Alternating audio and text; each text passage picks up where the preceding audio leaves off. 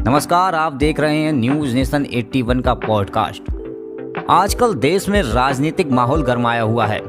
जैसा कि आप सभी जानते हैं कि देश में हर चौक चौराहों पर राजनीति के विषय में ही चर्चा होती रहती है। तो इस चर्चा में शामिल होने से पहले दो लाइनें हम भी कह ही देते हैं।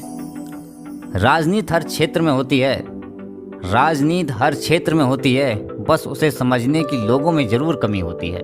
तो 18वीं लोकसभा चुनाव के विषय में आज हम आपको बता ही देते हैं और आपको इन राजनीतिक गलियारों में थोड़ा घुमा ही देते हैं। लोकसभा चुनाव में बीजेपी ने 240 सीटें जीती हैं, लेकिन अपने बूते पूर्ण बहुमत हासिल नहीं कर पाने के कारण उसे यूनाइटेड जनता दल यानी कि जेडीयू और तेलुगु देशम पार्टी यानी कि टीडीपी की मदद से सरकार बनानी होगी।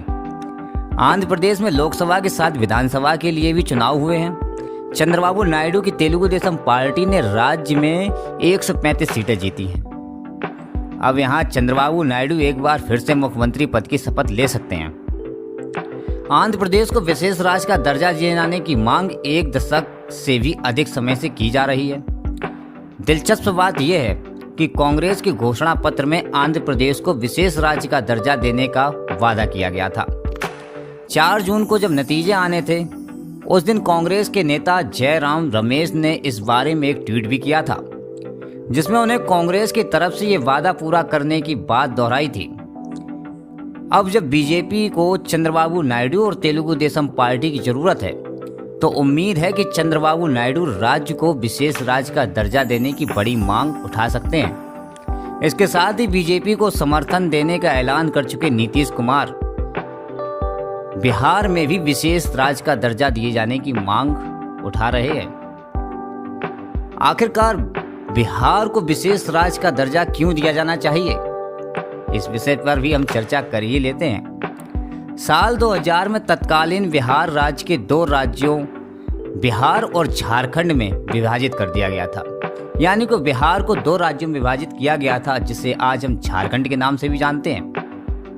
प्राकृतिक संसाधनों से समृद्ध झारखंड के अलग होने की वजह से बिहार की अर्थव्यवस्था प्रभावित हुई थी।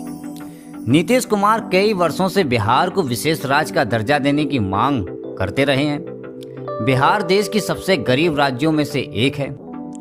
नीतीश कुमार ने मांग की है कि वह राज्य को विशेष राज्य का दर्जा दिया जाना चाहिए, क्योंकि इस राज्य की सबसे बड़ी आबादी को स्वास्थ्य, शिक्षा, बुनियादी ढांचे अभी तक नहीं मिल पाए हैं।